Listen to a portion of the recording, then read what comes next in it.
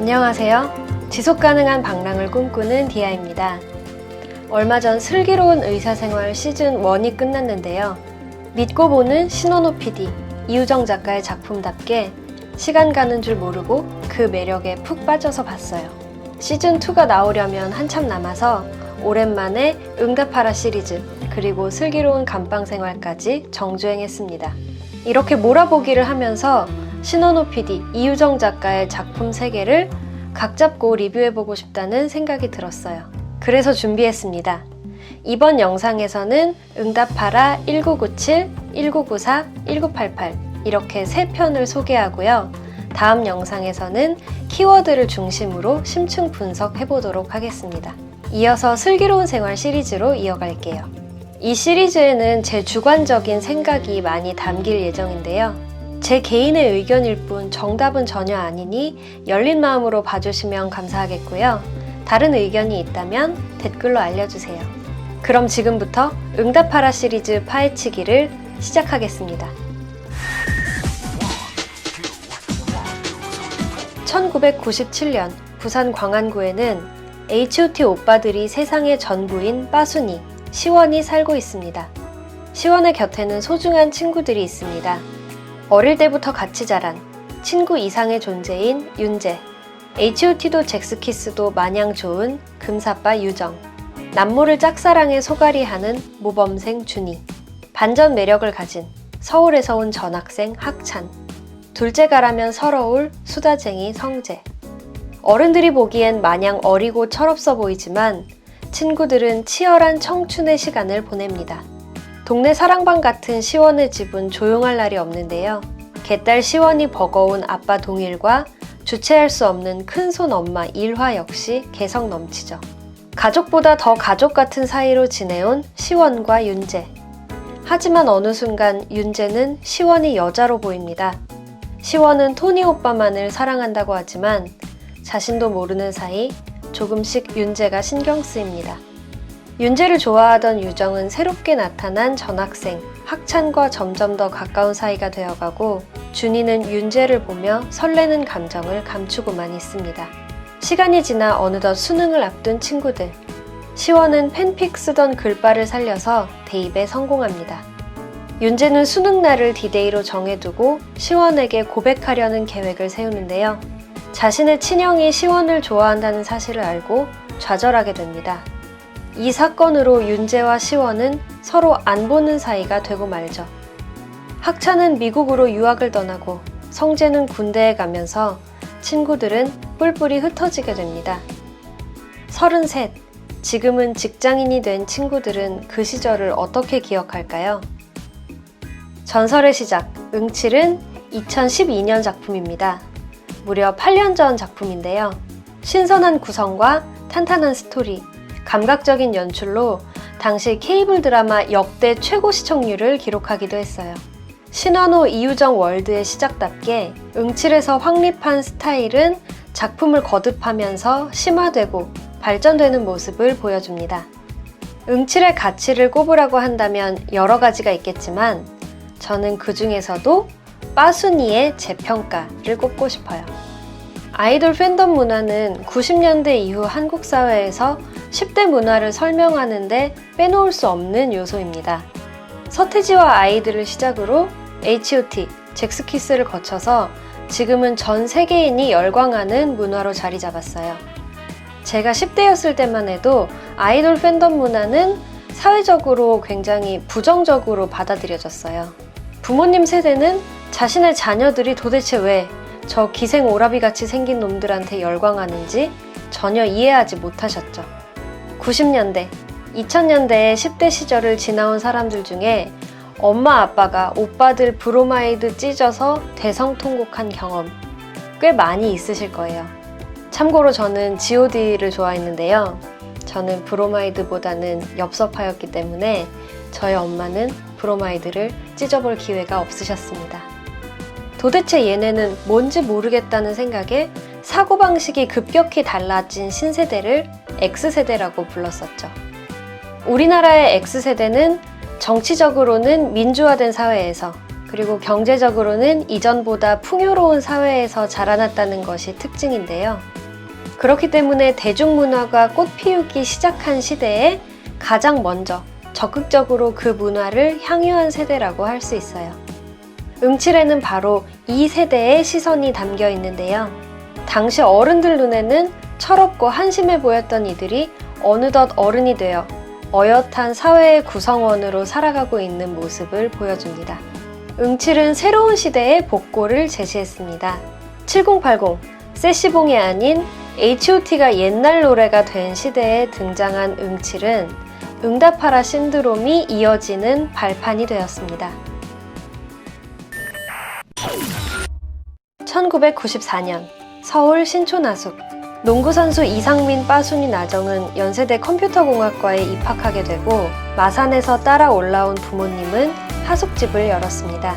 이 하숙집에 전국 각지에서 온 하숙생들이 살게 됩니다.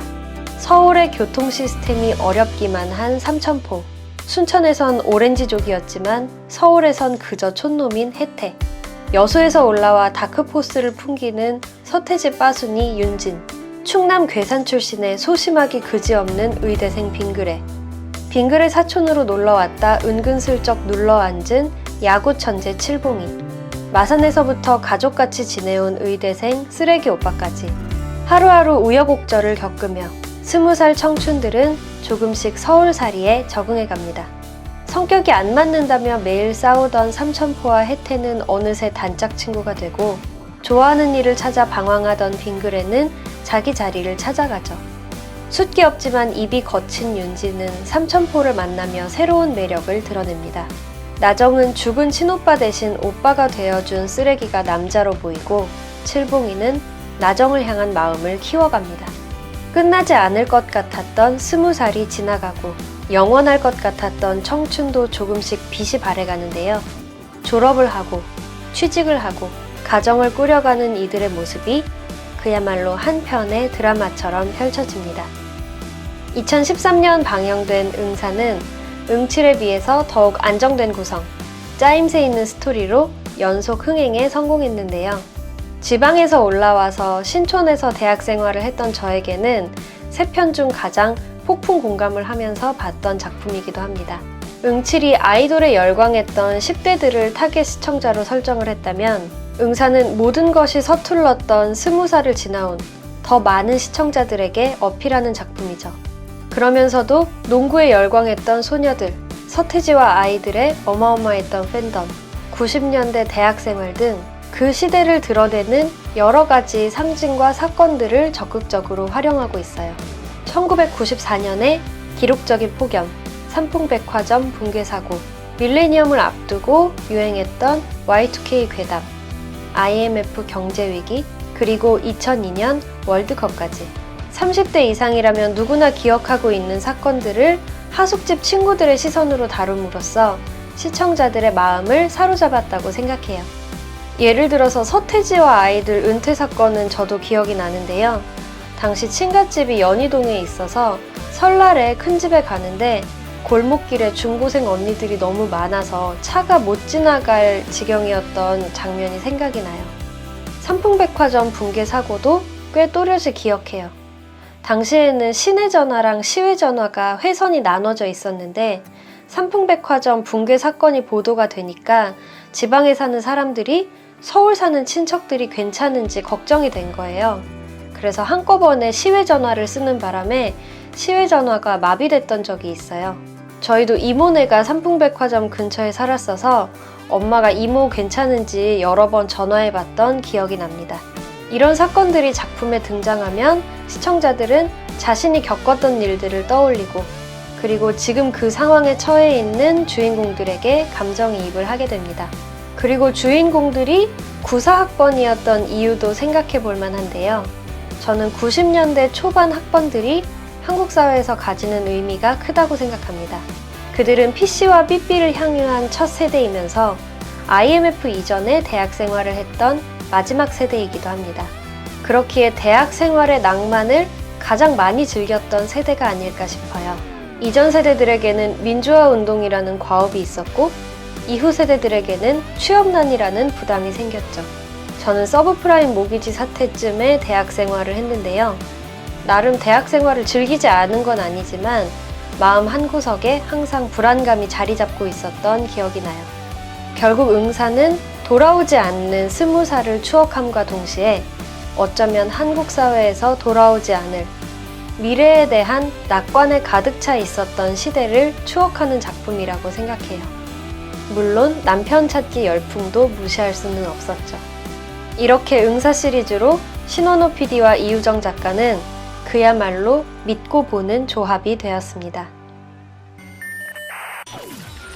1988년 서울 도봉구 쌍문동 봉황당 골목에 사는 5집 이야기가 펼쳐집니다.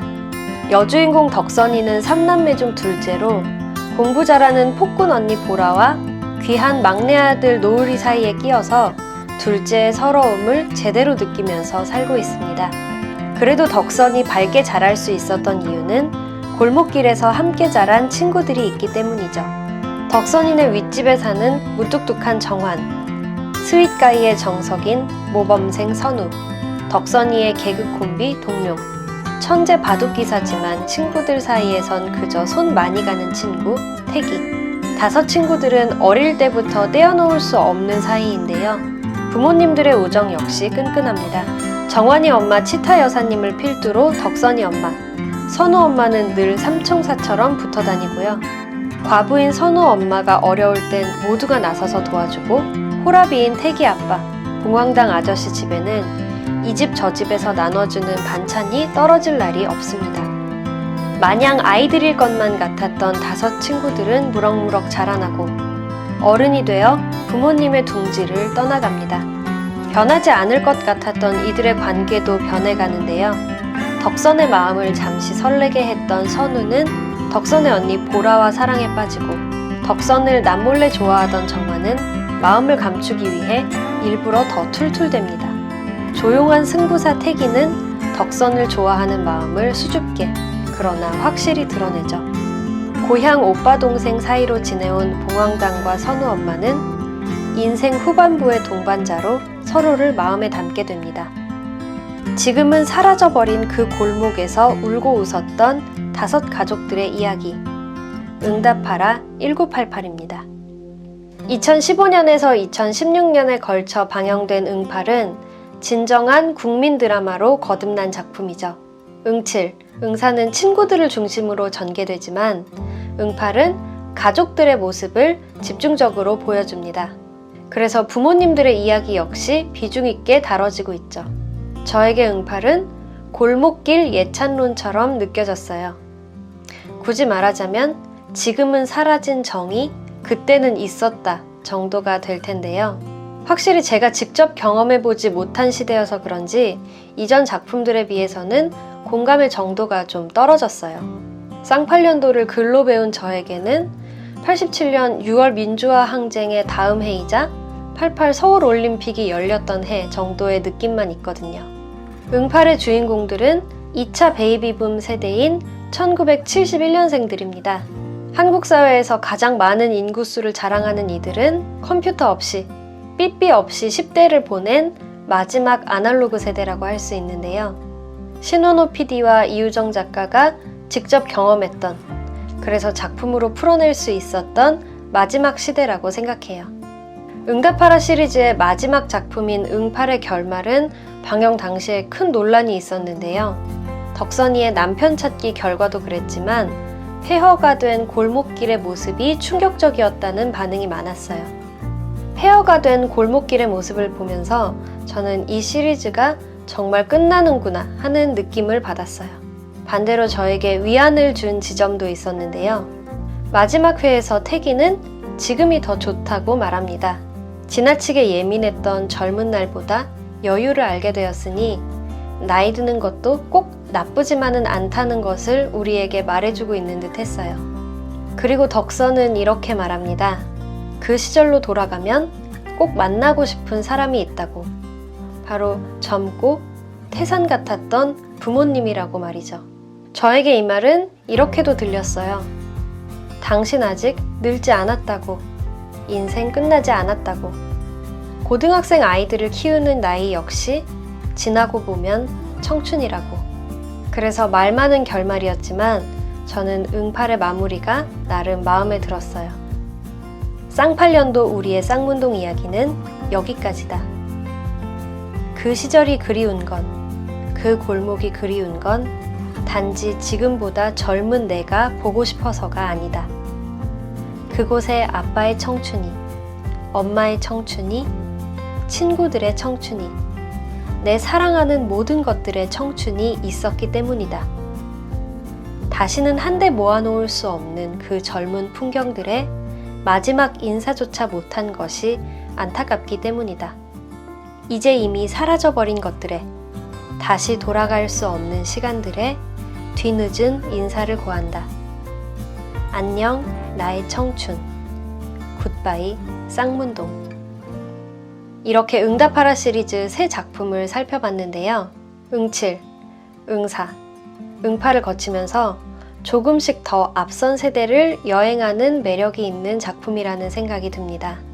다음 영상에서는 응답하라 시리즈의 세계관을 심층 분석하는 시간을 가져볼게요. 제 얘기가 즐거우셨다면 구독과 좋아요, 댓글과 알림 설정 부탁드립니다. 다음에 더 좋은 영상으로 찾아오겠습니다. 오늘도 제 얘기 들어주셔서 감사합니다.